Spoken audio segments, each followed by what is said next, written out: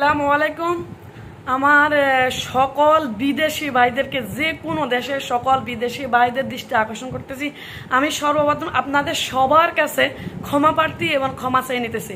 আমি আজকে 10 থেকে 12 দিন আপনাদের অনেকের আমি মিস কল, ভয়েস, মেসেজ আপনার কোনোটার উত্তর দিতে পারি না সঠিকভাবে। কারো দিয়েছি, কারো করে দিনে। অনেকের সাথে আমার ব্যস্ততার কারণে, আমাদের বন্যা কবলিত এলাকার কারণে অনেকের সাথে ফোনে যোগাযোগ করতে পারে না। এক্ষেত্রে অনেকে হয়তো আমার উপর একটু রাগ করেছেন, ক্ষিপ্ত হয়েছেন। আমি আবারও আপনাদের কাছে ক্ষমা প্রার্থী। আমাদের পরিবেশ পরিস্থিতির কারণে আমি যথাসময়ে আপনাদেরকে পরামর্শ দিতে পারিনি। প্লিজ আপনারা আমাকে অন্যভাবে দেখবেন না।